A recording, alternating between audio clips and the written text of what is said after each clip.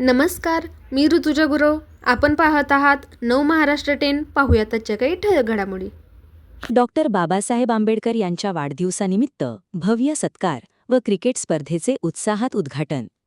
Doctor Babasaheb Ambedkar यांचे थेट वंशज ॲडव्होकेट अमनराज आनंदराज आंबेडकर तसेच रिपब्लिकन कामगार सेनेचे प्रदेशाध्यक्ष डॉक्टर सुशीलकुमार सूर्यवंशी यांच्या प्रमुख उपस्थितीत कवठे महांकाळ येथील कामाचा माणूस म्हणून ओळख असलेले रिपब्लिकन कामगार सेनेचे प्रदेशाध्यक्ष डॉक्टर शंकरदादा माने यांच्या वाढदिवसानिमित्त त्यांचा जाहीर सत्कार सोहळा व महांकाळी क्रीडांगणावर आयोजित क्रिकेट स्पर्धेचे उद्घाटन उत्साहपूर्ण वातावरणात पार पडले.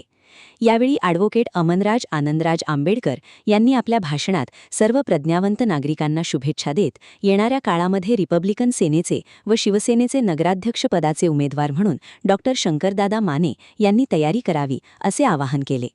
कितीही मोठी ताकद समोर आली तरी कवठे महांकाळमधून रिपब्लिकन सेनेचा पहिला नगराध्यक्ष निवडून आणणार असा निर्धार त्यांनी व्यक्त केला. तसेच रिपब्लिकन कामगार सेनेचे प्रदेशाध्यक्ष डॉक्टर सुशीलकुमार सूर्यवंशी यांनी सांगली जिल्ह्यातील 6 विधानसभा मतदारसंघ व 1 लोकसभा मतदारसंघाचा अनुषंगाने संघटन मजबूत करण्यासाठी लोकसभा अध्यक्ष, विधानसभा अध्यक्ष व तालुका अध्यक्ष पदांची निवड